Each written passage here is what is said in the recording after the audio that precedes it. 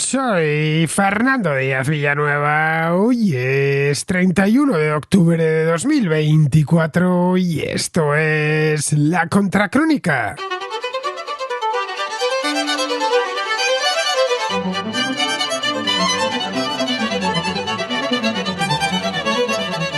Faltan solo 5 días para las elecciones estadounidenses y la campaña toca a su fin. A lo largo de la última semana, los dos candidatos, Donald Trump y Kamala Harris, han redoblado sus esfuerzos en los estados clave, los conocidos como swing states, donde cada voto puede inclinar la balanza en una contienda que, según se desprende de las encuestas, se encuentra en un empate técnico, tanto en voto popular como en voto electoral. En los últimos días, ambos candidatos se han prodigado en gestos cargados de simbolismo para cerrar sus campañas. Kamala Harris, la candidata demócrata y actual vicepresidenta, se decantó por un discurso en la Elipse, un céntrico parque de Washington junto a la Casa Blanca. El lugar elegido no es casual. Es el mismo sitio donde Donald Trump pronunció un discurso el día 6 de enero de 2021, poco antes del asalto al Capitolio. Harris buscaba aprovechar este simbolismo para insistir en lo que su campaña considera una amenaza para la democracia, mencionando el asalto al Capitolio como un ejemplo claro de esta misma amenaza. Donald Trump, por su parte, el candidato republicano y expresidente, cerró su campaña con un discurso en Nueva York, en el Madison Square Garden, donde criticó duramente a su oponente, acusándola de destruir el país. Trump ha enfocado sus últimas apariciones en temas como la economía, la seguridad nacional y la crítica a la gestión actual de Joe Biden, intentando consolidar su base de apoyo y atraer a los votantes indecisos. Las encuestas más recientes demuestran un escenario muy reñido. En algunos estados clave, como Pensilvania, se ha observado una alta participación en la votación anticipada. El voto por correo es importante, ya que más de 50 millones de estadounidenses han votado ya. Esta cifra tan alta refleja no solo el interés que hay depositado en estas elecciones, sino también una polarización que ha impulsado a muchos a asegurar su voto votando por anticipado. El último tramo de la campaña ha estado marcado por acusaciones de fraude electoral, especialmente por parte de Trump, que ha cuestionado las garantías del proceso en ciertos condados de Pensilvania. Estas afirmaciones han sido contestadas por autoridades locales y nacionales que insisten en la seguridad y transparencia del sistema electoral. El gobernador de Pensilvania, Josh Shapiro, tuvo que salir al paso asegurando que las elecciones serán libres, justas, seguras y protegidas. Estos son palabras textuales de Shapiro. La campaña de Harris ha centrado, entre tanto, sus mensajes en la amenaza que representa Trump para la democracia, pero no solo, también para la ciencia, la tecnología, el progreso social, al tiempo que prometía un futuro más inclusivo y progresista. En el ámbito digital, las redes sociales como X o Facebook están siendo testigos de un amplio espectro de opiniones y especulaciones sobre el resultado final, lo que sirve como un indicador indirecto del nivel de expectación que existe en estos momentos. Una parte importante de la campaña se ha librado en las redes sociales. Los candidatos les han dedicado más tiempo y energía que a la televisión convencional o a la radio, ya que descuentan que es ahí donde más voto indeciso existe. Con el empate en las encuestas, la batalla por los indecisos es fundamental, y así lo han entendido tanto republicanos como demócratas. Por eso están poniendo tanto énfasis en la comunicación directa y personalizada, algo que solo las redes sociales y el correo electrónico permiten. Esta campaña, la más importante, según muchos observadores del último medio siglo, ha sido la de la pesca 1 a 1 del voto. Del éxito que hayan tenido en la faena, los dos candidatos, dependerá el resultado final. Que si por algo podemos ya apostar, si algo podemos tener claro, es que será ajustadísimo.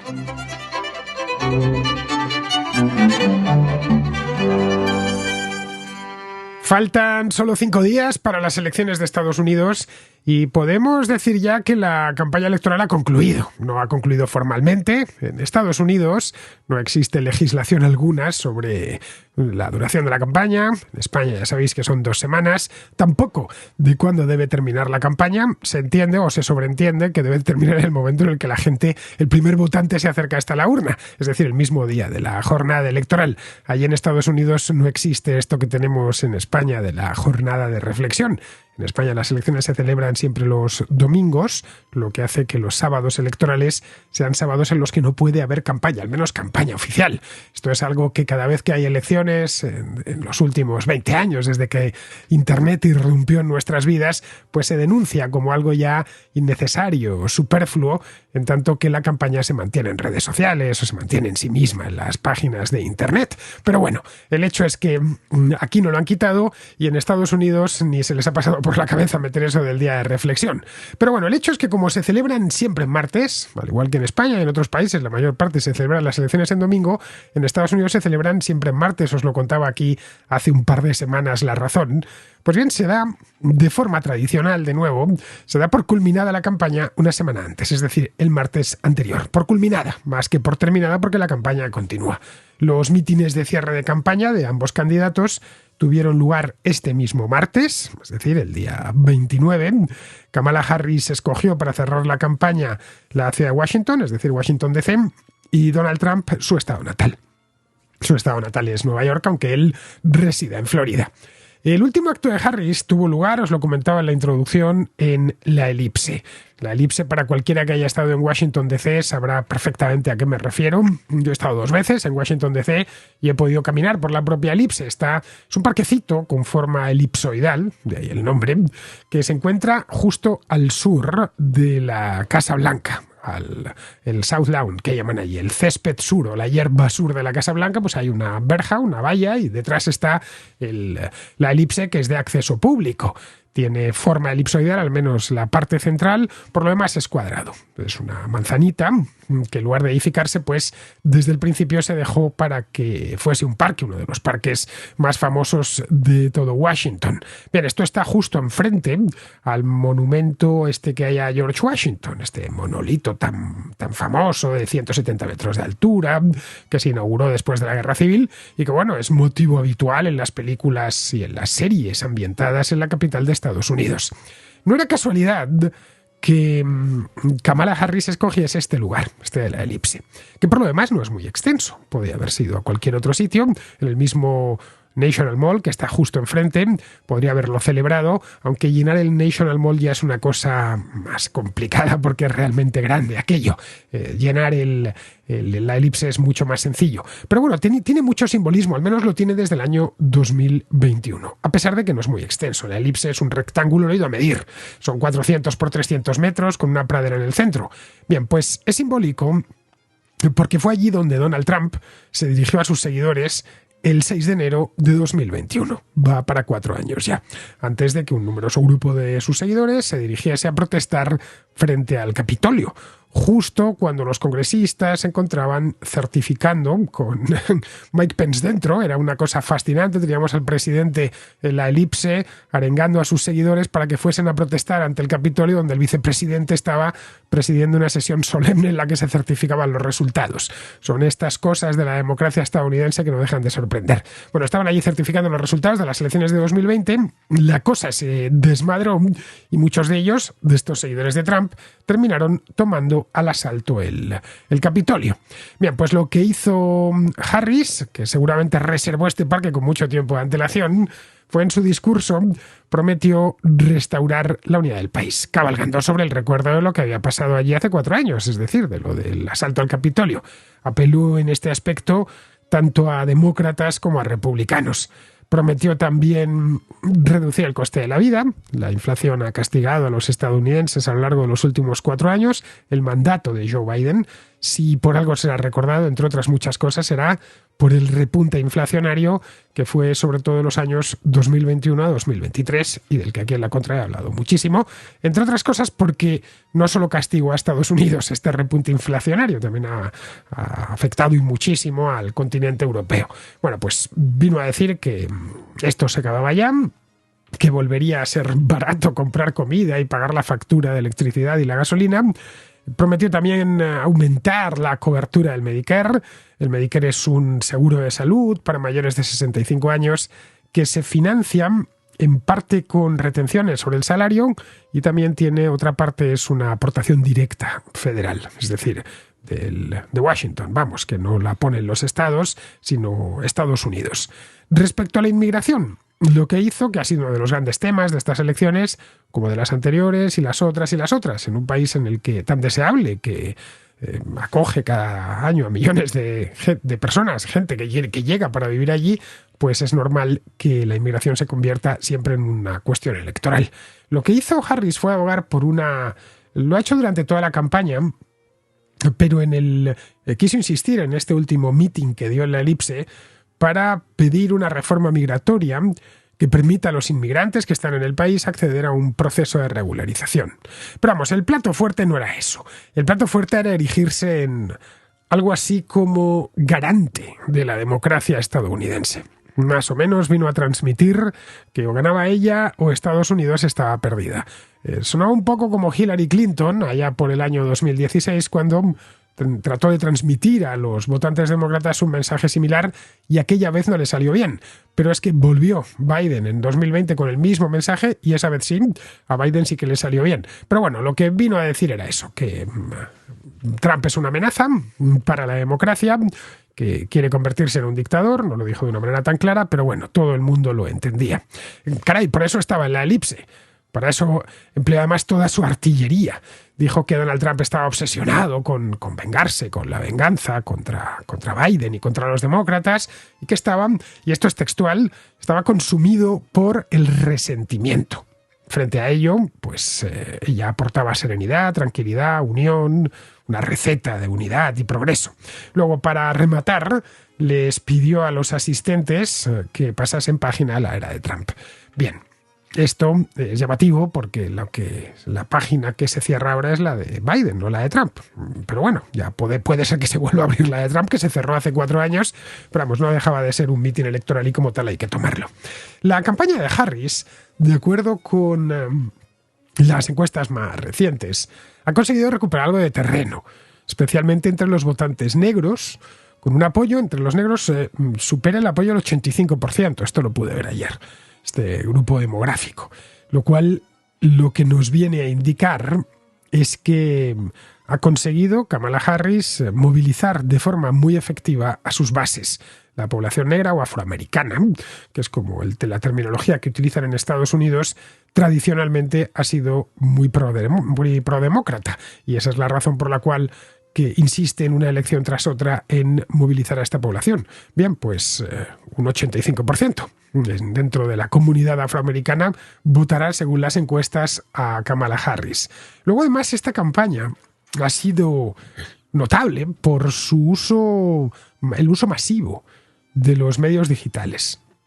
Esto ya sucedió en 2020, ya sucedió en 2016, ya sucedió en 2012. Es decir, las campañas electorales cada vez se han ido moviendo más hacia Internet. Lo pudimos ver ya en aquellas elecciones del año 2000 entre Al Gore y George Bush. Lo que pasa es que todavía estaba. Incluso podríamos irnos a las de 1996, aunque ahí sí que podemos decir que estaba recién nacido en pañales. Pero las de 2000 ya tuvo importancia, las de 2004 más importancia, 2008 más, y así hasta el momento presente, hasta 2024, donde buena parte de la campaña se ha realizado en Internet. Hoy por hoy, y esto no es aventurado decirlo, es más importante el desempeño de un candidato en los medios digitales, redes sociales, periódicos digitales, etcétera, que lo que haga en televisión.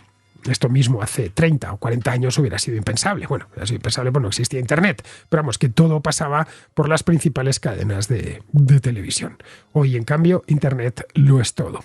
Luego ha tenido otra cosa Kamala Harris a lo largo de la campaña, y es que ha obtenido el apoyo explícito de varias celebridades con mucho tirón. Algunas incluso han pasado por aquí, el caso de Taylor Swift, me preguntabais hace unas semanas, pero hay más cantantes, algunos muy famosos como Eminem o Beyoncé, algunos actores, Leonardo DiCaprio, estoy hablando de memoria, pero han sido muchísimos, George Clooney, Clooney y DiCaprio ya eran demócratas, lo único que esta vez se han volcado a favor de Kamala Harris, Robert De Niro también, no han descuidado el voto hispano. Por eso algunos cantantes hispanos con mucha fama, caso de Bad Bunny o Ricky Martin, en este caso son los dos puertorriqueños y por lo tanto estadounidenses, pues también le han transmitido su apoyo. Es decir, que teniendo en cuenta que en Internet estaba desempeñándose peor que Donald Trump, han buscado los demócratas tener apoyo dentro de ídolos o líderes de la cultura popular. Luego, respecto a Trump, porque la campaña no solo terminaba para los demócratas, también para los republicanos, buscó un lugar, no diré simbólico, pero sí un lugar icónico.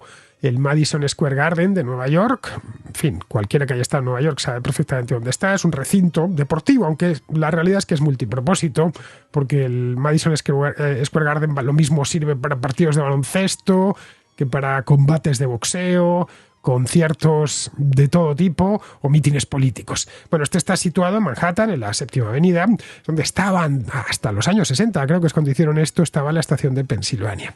Pero bueno, que es bastante grande, puede acoger a unas 20.000 personas más o menos, para el baloncesto creo que algo menos, pero bueno, unas 20.000 personas, y es perfecto el Madison Square Garden para transmitir cercanía, ya que no deja de ser un recinto deportivo, y más para ver este tipo de deportes como puede ser el baloncesto, ¿no?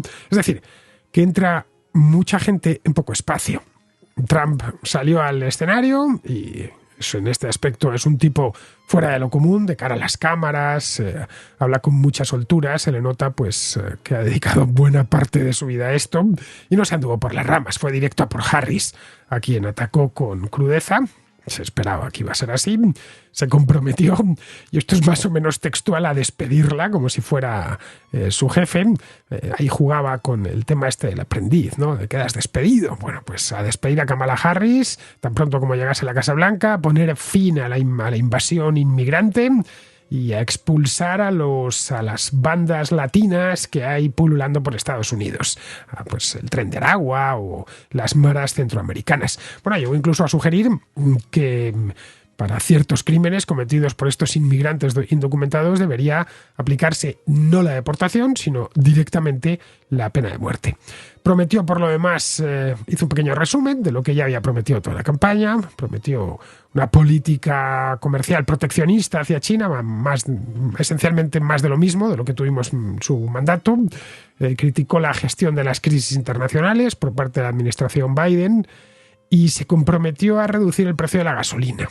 A reducirlo de manera sensible, le puso una cantidad a la mitad en un año y a eliminar este programa que puso en marcha Biden nada más llegar al poder, el Green New Deal. Se refirió a él como la gran estafa verde, pues ya como el New Deal este, os hablé de él en el año 2021 cuando lo lanzaron, que querían establecer comparaciones con el New Deal de Roosevelt allá por los años 30, pero esto iba a ser un New Deal, un nuevo acuerdo verde. Bueno, pues se comprometió que iba a poner fin al Green New Deal en el acto. El evento incluyó la presencia pues, de algunas figuras cercanas, evidentemente estaba su esposa, Melania Trump, estaba Elon Musk también, y luego otros políticos y personalidades cercanas a Trump. Esto evidentemente aumentó mucho el impacto mediático del acto. Eso sí, el cierre este de campaña no estuvo exento de controversia. Estamos hablando de Trump. Algunos de los discursos previos al de Trump fueron criticados en los medios, obviamente por contenidos racistas y ofensivos, particularmente hacia la población hispana y específicamente puertorriqueña, lo que generó reacciones muy negativas en las redes sociales. Pero la campaña ha sido mucho más que los mítines de cierre de campaña. Llevamos 10 meses y medio de campaña desde que se celebraron los caucus de Iowa. Esto fue el día 15 de enero, 10 meses y pico. Esta campaña ha tenido, por lo que yo he podido ver y la he ido siguiendo en su integridad, ha tenido 3 partes muy bien diferenciadas. La primera fueron las primarias, que para Biden constituyeron pues lo más parecido a un desfile militar. Tenía apenas contrincantes, bueno, los tenía, pero vamos, eran de muy poco porte y no le supusieron ningún problema. Es decir, que tenía clara la nominación desde el principio, mientras que Donald Trump se encontró con una oponente en su propio partido. Se encontró con varios, pero al final le aguantó bien una de ellas. Nikki Haley, de la que hablé mucho aquí a principios de año, que aunque nunca estuvo ni siquiera cerca de igualar los resultados de Trump, sí que resultó ser un contrincante bastante duro. Bien, esta primera fase, que se corresponde más o menos con la primera mitad del año, concluyó con el debate del 27 de junio. en el que el debate televisivo, en el que Joe Biden, no sé qué verbo emplear, se licuó. Creo que eso no es ofensivo para nadie porque era, de manera metafórica, era la impresión que daba. Se licuó ante las cámaras. Fue un desastre sin paliativo posible. Unas semanas más tarde, el 21 de julio, anunció que se retiraba, señalando a su vicepresidenta, Kamala Harris, como sustituta. Durante esas 3 primeras semanas de julio, Donald Trump se vino arriba, tanto él personalmente como sus expectativas de voto. La debilidad del candidato demócrata, su resistencia a marcharse y bueno, y por qué no decirlo, el empujón que le dio el intento de asesinato en aquel mitin de Pensilvania el 13 de julio, le pusieron muy, pero que muy por delante en las encuestas. No hay más que echar un vistazo al gráfico de encuestas para darse cuenta. Y no hablo de una encuesta concreta, sino de un promedio de encuestas. Harris se hizo cargo de la campaña demócrata ya a finales de mes y fue nominada como candidata demócrata en la convención de Chicago, que se celebró entre el 19 y el 22 de agosto. La convención republicana se había celebrado pues mucho antes, un mes antes, de hecho, en la ciudad de Milwaukee. De las dos convenciones, salieron, aparte de la nominación misma del candidato a presidente, salieron también los compañeros de fórmula. Harris era una duda porque ella iba como compañera de fórmula de Biden y no se sabía quién iba a elegir y escogió a Tim Walz, gobernador de Minnesota. Le dediqué un programa en aquel momento, lo recordaréis. Y Donald Trump escogió a J.D. Vance, a quien también dediqué un programa, una contracrónica. Un hombre de negocios y escritor, autor superventas de un libro titulado Hillbilly, una elegía rural, que se publicó en muchos idiomas, entre ellos el español, y que explicaba las razones de la victoria de Donald Trump en el año 2016. Bien, pues ahí en ese punto, a finales de agosto, dio comienzo la tercera fase, que es la que concluye ahora ya con las mismas elecciones. La estrategia de campaña de Trump en esta última fase ha consistido en enfocarse en temas que él considera cruciales para el electorado estadounidense. Uno de los pilares centrales de su plataforma electoral, esto tampoco es un secreto para nadie, es la seguridad nacional.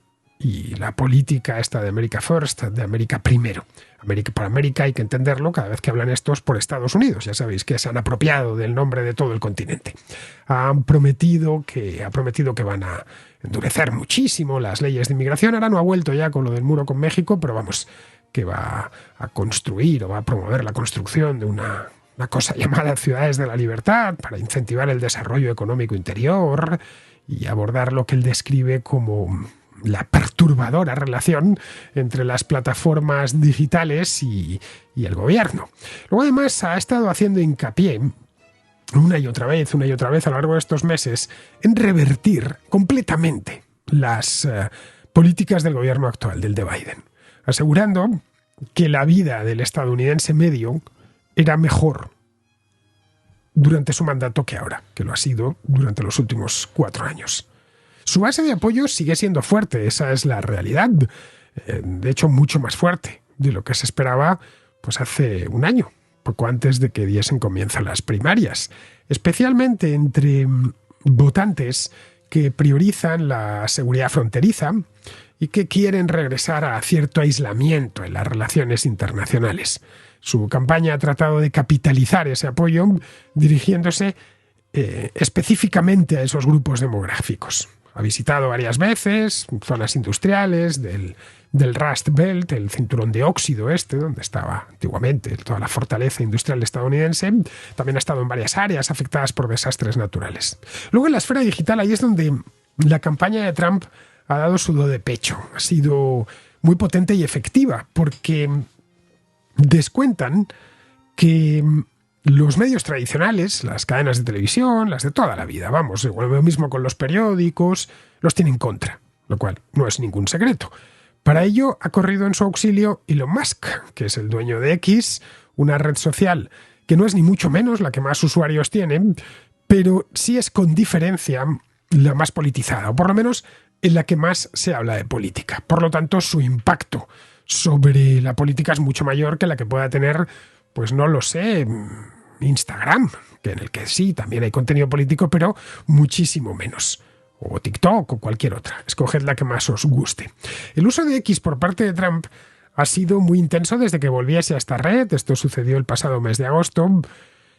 Y además no es eliminable que el algoritmo le echase una mano. Es decir, para que sus tweets y los de su equipo y los de la gente favorable a él sean más visibles que los del equipo de Harris. En esta red, por ejemplo, ha sido bastante común a lo largo de los últimos meses ver a Trump como un líder enérgico que tiene clarísimos los problemas del país y qué hay que hacer para remediarlos. En el extremo opuesto, y esto ha servido un poco como compensación, pues había otras redes, como el caso de Instagram o Facebook, especialmente esta última. Pero bueno, lo de Facebook hay que entenderlo, porque en Facebook ya venían escarmentados por todo lo que sucedió en 2016. Recordadlo, aquello de Cambridge Analytica, etcétera, que sucedió 2016-2017. Bien, que ocasionó un escándalo mayúsculo. Bien, lo que han tratado en Instagram y en Facebook, en Meta, por utilizar el nombre de la matriz, han tratado de mantener un perfil político algo más bajo. Aun con todas, Zuckerberg es más proclive hacia el Partido Demócrata que hacia el Partido Republicano y más proclive hacia Kamala Harris que hacia Donald Trump. Pero bueno, al fin y a la postre, una campaña electoral sirve para lo que sirve, es decir, se pueden hacer florituras, pueden llegar los analistas y decir qué bien jugado, qué bien hecho, qué inteligentes sois, qué buena estrategia, pero al final no sirven para otra cosa las campañas que para ganar unas elecciones, para imponerse por votos al contrincante. Y ahí sí que podríamos decir que ni la una ni el otro parece que hayan ganado la suficiente ventaja como para garantizarse una victoria. En unas elecciones lo único que tenemos son encuestas, no hay mucho más, hasta que la gente vota. Mejores o peores, pero encuestas, después de todo. Las encuestas se pueden equivocar y de hecho lo hacen a menudo. Unas veces se equivocan porque están mal hechas, otras porque las han cocinado demasiado y otras porque una parte elevada de los encuestados mienten. De ahí la importancia de que haya muchas encuestas, así se pueden sacar promedios. De este modo los fallos de unas se compensan con los fallos de otras. Pero es que esta vez, os lo contaba aquí, hice un programa el día 15 sobre esto mismo, es que están tan apretados que ni con varias encuestas sirve. Está la cosa tan reñida que cuesta sacar una conclusión. O mejor dicho, la única conclusión que puede sacarse es que puede ganar cualquiera de los dos. Porque, como os contaba aquí hace un par de semanas, la elección del presidente de Estados Unidos no es directa, es indirecta a través de un colegio electoral. A escala nacional, si nos quedamos solo con el voto popular, las encuestas apuntan a una ligerísima, en estos últimos días, ventaja de Kamala Harris. En torno a un punto porcentual estoy hablando, por eso digo de ligerísima. Pero claro, eso es como no decir nada, ya que en Estados Unidos se pueden ganar las elecciones, y en ocasiones se ganan, perdiéndolas por voto popular. Vamos, que es en ciertos estados donde se decidirán las elecciones. Esos estados de tamaño medio, los comentaba aquí, los key states, con un número alto de grandes electores, y en los que Harris y Trump están empatados. En la mayor parte de estos estados, Trump está ligeramente por encima en estos momentos, aunque con ventajas que no superan en ningún caso el punto y medio porcentual. Es decir, que nos adentraríamos en el margen de error de cualquier sondeo electoral.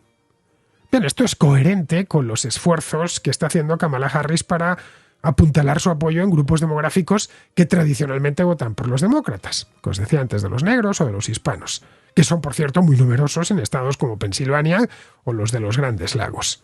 Trump ha hecho exactamente lo mismo, aunque apuntando a un grupo distinto, yendo directo al de los trabajadores blancos de mediana edad, los conocidos allí como blue collar o de cuello azul.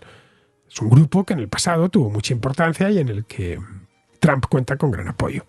Están, en definitiva, asegurando que no se pierda ningún voto y no desperdiciando energía y dinero en grupos demográficos que no les van a votar, en una palabra. Es decir, la idea es que todo el que pueda votar dentro de sus grupos de interés vaya a hacerlo, para maximizar sus posibilidades de conseguir ese estado. Pero el empate se resiste a deshacerse. A 29 de octubre, el promedio de encuestas daba un punto porcentual de ventaja a Kamala Harris. En voto popular a escala nacional, ¿eh? Pero si esto lo llevamos a voto electoral, pues nos encontramos ya con un empate total. El colegio electoral tiene 538 grandes electores. Pues bien, Este martes, el promedio, a solo una semana de las elecciones, era de 269 votos cada uno. A mediados de mes estaba ligeramente por encima en voto electoral Harris. Era concretamente el día 15, 276 frente a 262. Y bueno, ahí se ha mantenido la cosa desde principios de agosto, cuando Harris se hizo cargo de la campaña. Antes de eso, durante el mes de julio, Trump se puso muy por encima. Llegó a tener una ventaja en voto electoral de unos 90 votos, ojo, a finales de ese mes, tras la convención de Milwaukee. Luego ya se estabilizó la campaña, como os contaba, con Harris al frente de los demócratas, y desde entonces el empate ha sido la norma en el colegio electoral. Aunque en voto popular Harris está por encima desde mediados de agosto, muy poco por encima, pero por encima. De modo que cualquiera de los dos puede alzarse con la victoria. En resumen, que se promete una madrugada del miércoles larga y disputada.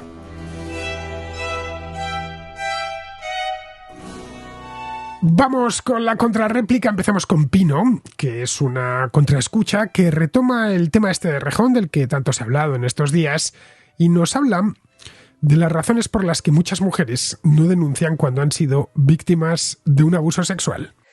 Y te envío este audio porque he escuchado el último episodio sobre las 50 sombras de Íñigo y quería aportar un par de comentarios. La periodista con la que habéis hecho el análisis, cuya crónica o cuya columna precisamente había leído yo esta tarde en Twitter o en X, que estaba muy bien escrita, yo creo que hay un par de cosas que es importante tener en cuenta.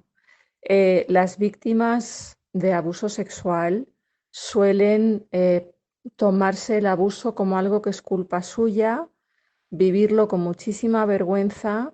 Muchas veces tienen una reacción de shock, que significa que no se enteran de lo que han sentido realmente, que han seguido ciegamente las actividades o los eventos como si no tuviesen voluntad propia, cosa que se comentó mucho en la famosa violación de la manada de hace unos años que se produjo, me parece que fue en Pamplona, donde una chica fue abordada en un portal por 5 chicos que lo grabaron con móviles y todo el mundo, hubo mucho debate sobre por qué la chica no dijo que no. Y el problema es que cuando el cuerpo se siente en peligro de muerte, se encuentra en una situación íntima con un hombre que es físicamente más fuerte que una mujer, el cuerpo decide a nivel inconsciente que no hay huida posible, que el ataque no va a dar ningún resultado bueno y que lo único que queda es entrar en shock. Y al entrar en shock, que es una preparación para una muerte piadosa, se anestesian y se bloquean todas las funciones que no sean imprescindibles para sobrevivir en ese momento. Por eso, muchas víctimas de abuso sexual tardan mucho tiempo en darse cuenta, en conectar la información, en volver a sentir las sensaciones de vergüenza, de miedo, de sentirse obligadas a hacer algo que no quieren.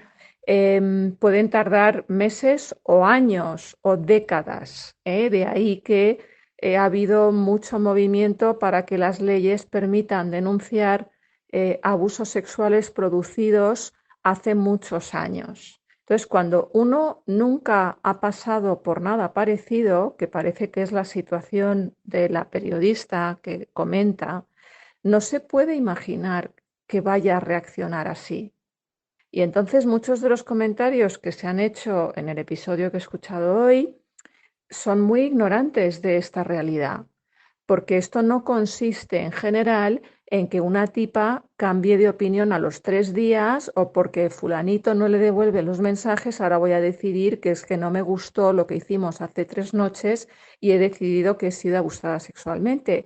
Eso es digamos, una cosa retorcida que pueden hacer algunas personas, porque por supuesto que hay denuncias falsas, porque hay gente que le da por ahí, por fingir, por actuar, por manipular el sistema, por jugar con las normas, pero la gran mayoría, vamos, una enorme mayoría de víctimas de abuso sexual tienen que hacer un trabajo difícil, arduo y que a veces requiere años o décadas para reconocer los sentimientos que fueron generados en esos eventos, ¿vale? Para conectar con ellos.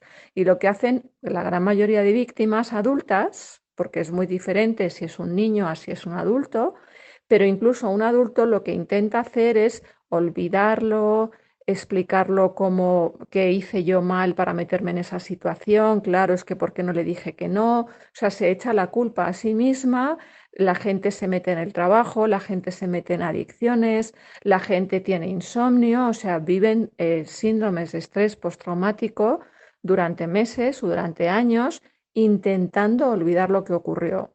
Hay un podcast ahora muy bueno de la BBC, BBC World of Secrets, sobre Al-Fayed, donde ahí se ve como un montón de mujeres adultas que ahora tienen 50 y pico años y ahora están presentando la demanda colectiva contra Harrods por todas las animaladas que hizo Al-Fayed, el padre.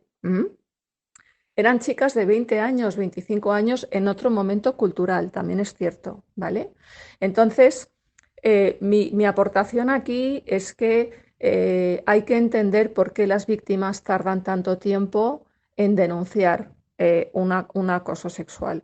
Estoy completamente de acuerdo en que esta historia que se ha montado la periodista Cristina Fallarás, que es una gran oportunidad de visibilidad y de atención mediática para ella, la manera en la que lo está haciendo, tendría que ser ella, tendría que ella garantizar con su vida, con su trayectoria profesional, jurarlo por su madre, digamos, hablando de manera un poco coloquial, que cada uno de los testimonios que está publicando es real y se refiere a una persona real, porque yo he leído algunos de esos testimonios y están tan bien escritos que parecen pura literatura.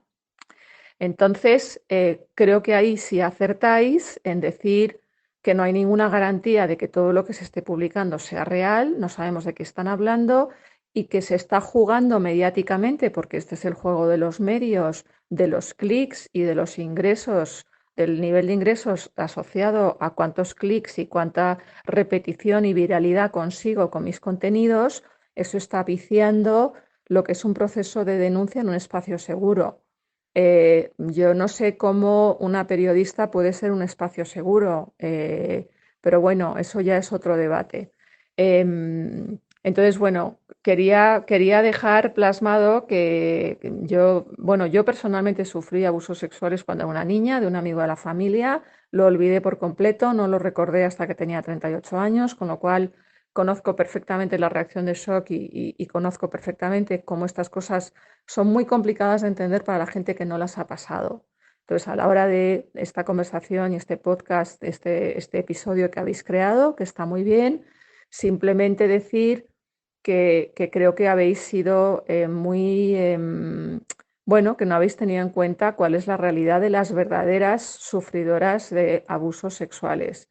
Este hombre estaba en una posición de poder y podía pasar por encima de 3 pasos de consentimiento, sobre todo si iba drogado, que es otro tema que casi no se está comentando, aunque yo sí he visto algunos posts en Twitter y que es muy importante tener en cuenta el nivel de atención y de receptividad de una persona que va completamente drogada o que va completamente borracha.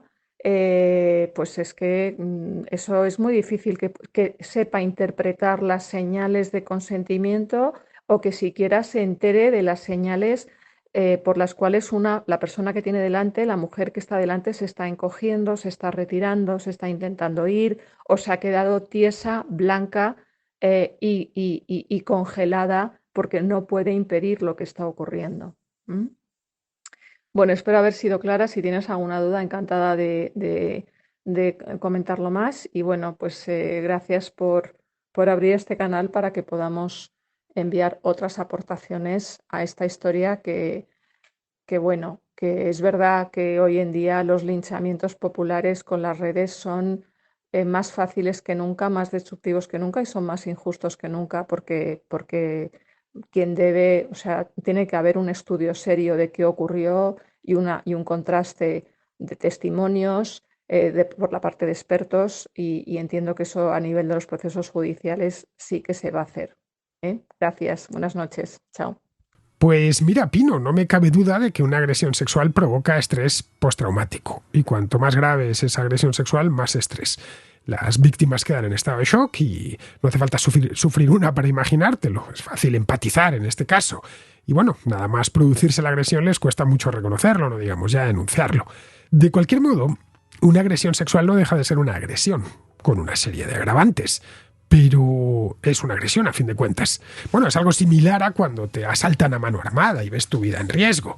No sé, que te pongan un arma de fuego a cañón tocante en la cabeza, creo yo que genera un shock parecido al de una violación y eso no es excusa para que no lo superes y no lo denuncies. Caray, estamos hablando de mayores de edad, no de niños. Ser adulto implica sobreponerte a las desgracias y ser lo suficientemente fuerte como para enfrentarte con los problemas.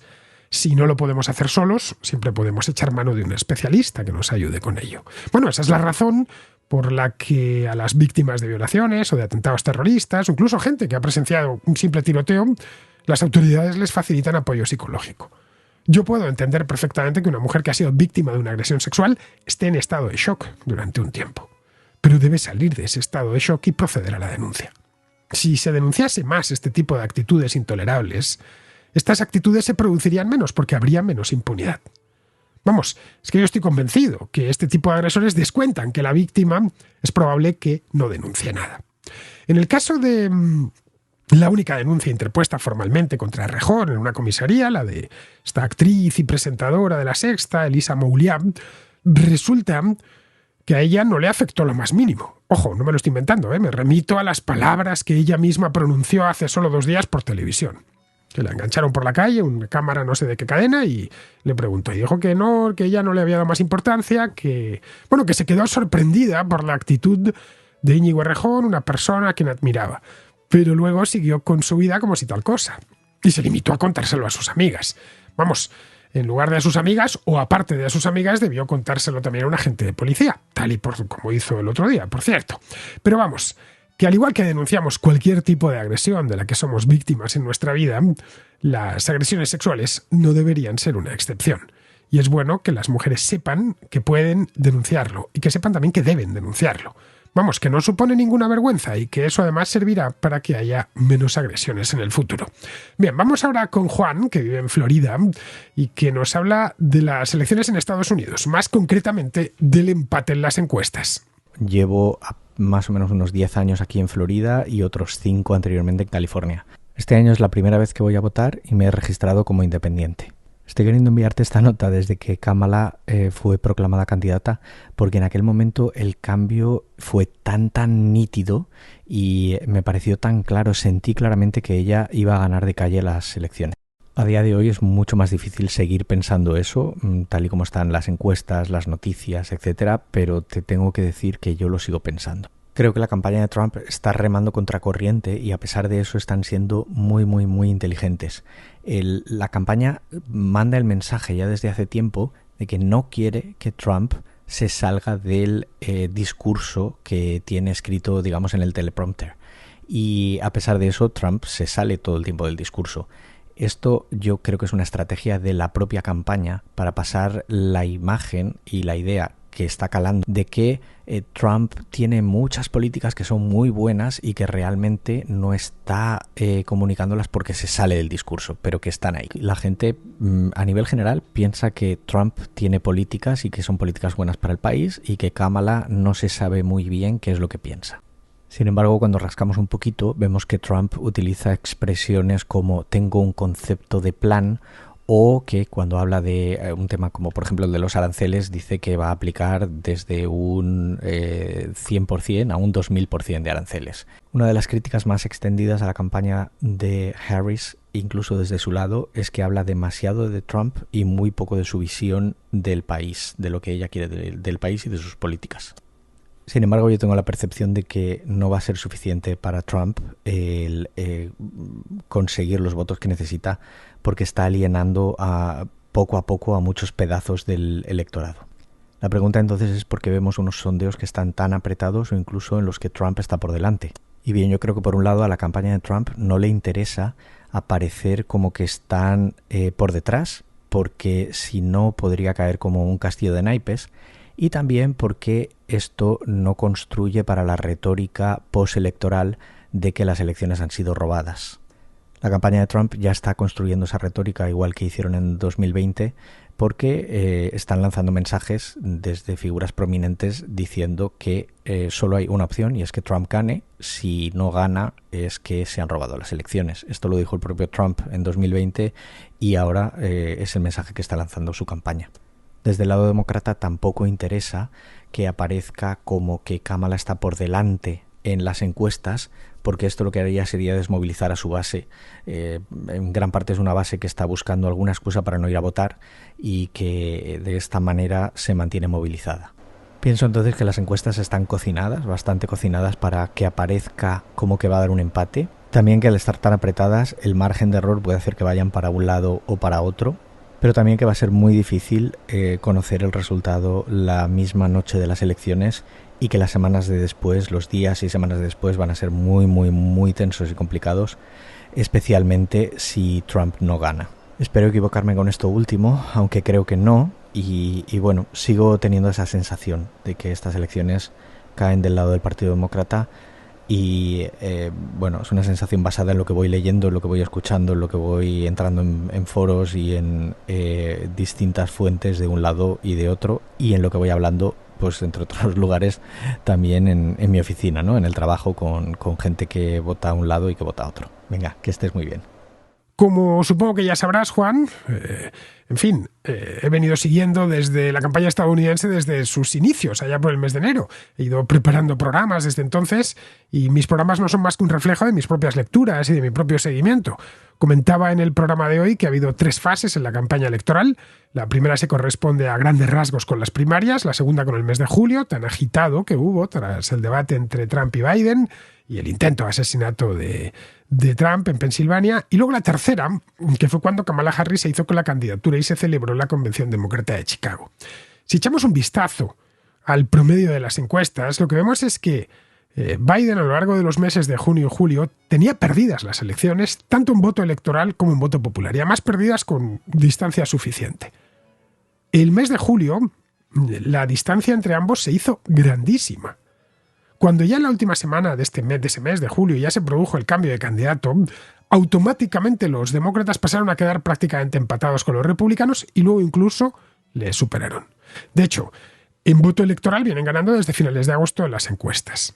Desde entonces la cosa no ha cambiado mucho. Están empatados técnicamente, tanto en voto electoral como en voto popular, que era lo que comentaba en el programa de hoy. Bueno, esa es la razón por la que no me atrevo a vaticinar quién puede ganar las elecciones. Este año además es realmente complicado, más incluso que en 2016. En 2020, más o menos una semana antes de las elecciones, ya se sabía quién iba a ganar, era fácil de imaginarlo. Este año es que es prácticamente imposible. Así que, como bien apuntas, es poco probable que la madrugada del miércoles sepamos quién será el próximo presidente de Estados Unidos. Será una noche larga de la que me da la impresión que se saldrá como en 2020, es decir, sin tener un ganador claro. A partir de ahí, pues ya puede suceder cualquier cosa. Si termina ganando Kamala Harris por un puñado de votos, pues ya sabes lo que nos espera, una impugnación por parte de los republicanos que puede prolongarse durante los 2 siguientes meses. En el caso de que gane Donald Trump, pues me da que sucederá algo parecido, ya que la distancia entre el primero y el segundo va a ser, como digo, de un puñado de votos en muy pocos estados.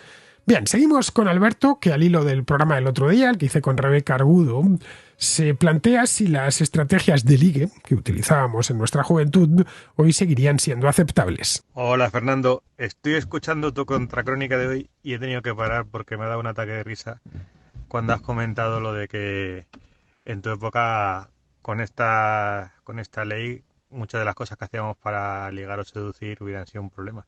Y me he acordado cuando contaste que una de tus estrategias era la barca del retiro, que tenías ahí media hora para desarrollarte y seducir a la afortunada, y he pensado, ¿eso hoy qué sería? ¿Sería un secuestro? Si encima te lanzas a buscar un beso, ¿sería secuestro con agresión sexual? ¿Cuánto te podría caer? Sería un experimento curioso calcularlo. Un saludo y muchas gracias por tu programa. Bueno, Alberto, lo de las barcas del Retiro no se forzaba, ¿eh? Era simple galanteo universitario en el que ella subía encantada a la barca. Lo bueno era que durante esa media hora pues podías desplegar todos tus encantos seductores, que en mi caso no eran muchos, y por eso contar con media hora pues ayudaba bastante. Piensa que en aquel entonces no existía WhatsApp ni redes sociales, todo tenía que hacerse en persona, cara a cara.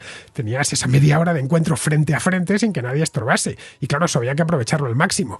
Lo de dar un beso en la barca pues ya era algo más complicado, porque si no mantenías bien el frágil equilibrio del esquife, pues podías terminar en el agua. En compañía de las carpas, que en el estanque del Retiro, como están muy bien alimentadas, pues son de un porte considerable. Bueno, si te pones a uno en la orilla y miras, verás cuando sacan la boca, lo grandes que son. Pero vamos, eso en el caso de que fuese consentido. Si no era consentido, acababas en el agua seguro, pero porque ella te mandaba al agua de un bofetón, muy merecido. Por lo demás, las chicas de mi generación, es decir, las nacidas en los años 70, no eran dadas al victimismo, ni al lloriqueo. Vamos, que no iban de víctimas, estaban ya completamente liberadas y sabían delimitar muy bien su espacio. Pero bueno, no sé si hoy seguirá valiendo esa técnica de la barca, quizá ya no. Pero no porque se considere inaceptable dar la turra a 3 metros de distancia con unos remos de por medio, sino porque los jóvenes de hoy, pues me da que están atontados con el móvil y todo lo que no pase por esa pantalla, pues no les interesa. Muy bien, pues vamos a ir terminando, vamos con Pizarro, que nos habla de las elecciones en Georgia. Ojalá los georgianos sean plenamente conscientes de dónde están y en qué momento. La Unión Europea son cantos de sirena procedentes del mar. Rusia es ese oso que da zarpazos, Osetia del Sur y Abjasia, y abraza sin preguntar. Ucrania es un aviso a caminantes para quienes pretendan desafiar a Putin confiando en el incondicional apoyo occidental. Como el sitio siempre ha estado en un sitio endemoniado, asumo que sus habitantes están más que avisados. Un cordial saludo de Pizarro. Y hasta aquí, queridos amigos, llega la contracrónica de hoy. Estamos a día 31, es decir, el día previo a la festividad de Todos los Santos y el mismo día de la otra festividad más moderna, en este caso, al menos entre los españoles, de Halloween. Mañana, que es día 1 de noviembre, no habrá contracrónica, pero no porque me vaya yo a ir de vacaciones, sino porque es viernes y, claro, los viernes, ya lo sabéis, los viernes toca contrahistoria. Una contrahistoria que va a ser, os doy una pista, un poquito terrorífica. No mucho, pero un poquito terrorífica. Bien, ahí os lo dejo, votando simplemente, para que muchos os paséis a la contrahistoria mañana. Con esto me despido de todos vosotros. Hasta mañana.